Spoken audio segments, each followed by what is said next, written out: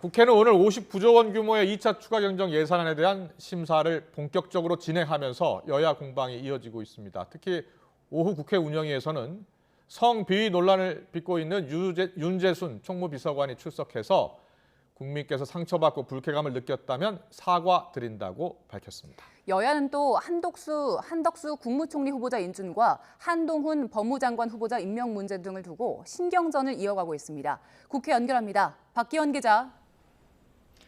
네, 국회입니다. 네, 먼저 오늘 국회 추경 심사 어떻게 이루어지고 있습니까? 네, 국회는 정부가 제출한 59조 원 규모 2차 추경안에 대해 오늘 12개 상임위에서 각 소관부처별 추가 경정 예산안 내용을 심사하고 있습니다.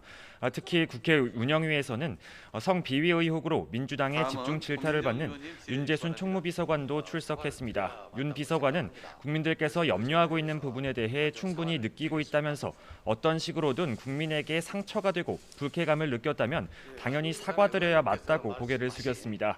김대기 비서실장도 운영위에 출석해 대통령실의 인사 논란과 관련해 일부 국민 눈높이에 어긋나는 부분이 있다면서 유감을 표했습니다.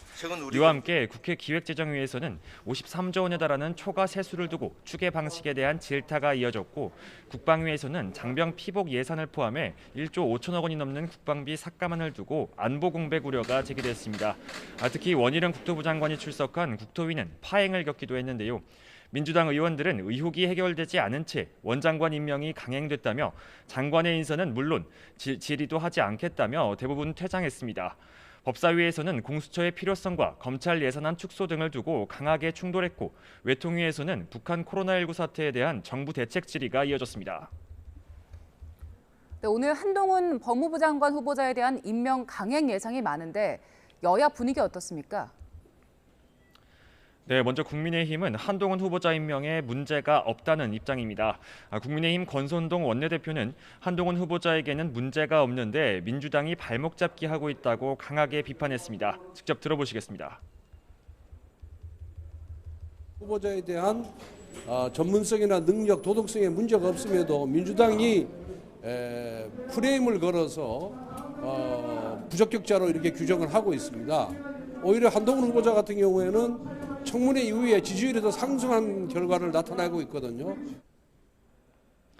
하지만 더불어민주당은 한 후보자가 부적격이라는 입장에서 한 발도 물러서지 않고 있습니다. 민주당 박홍근 원내대표는 윤 대통령이 시정연설에서 의회주의를 강조한 지 하루 만에 임명을 강행하는 건 의회주의일 수 없다며 지명 철회를 촉구했습니다. 박홍근 원내대표 이야기 들어보시겠습니다. 민생과 안보 문제에는 최대한 협조하겠다고 이미 밝혔습니다. 이제 윤석열 대통령이 의회 존중과 협치의 실체를 보여주셔야 합니다. 말뿐인 의회주의자로는 야당만이 아니라 국민 불신만 깊어질 뿐입니다. 다만 한덕수 국무총리 후보자에 대해선 고심을 거듭하며 인준투표를 위한 본회의 일정을 미루고 있는데요. 부적격이라고 하더라도 시급한 민생 현안이 많은 데다 새 정부 발목 잡기 프레임에 걸릴 우려도 있어서 고민의 시간이 길어지고 있습니다. 네, 내일 5.18 민주화운동 기념일인데요. 윤석열 대통령도 참석한다고 하고요. 자, 여야도 바삐 움직이고 있다고요?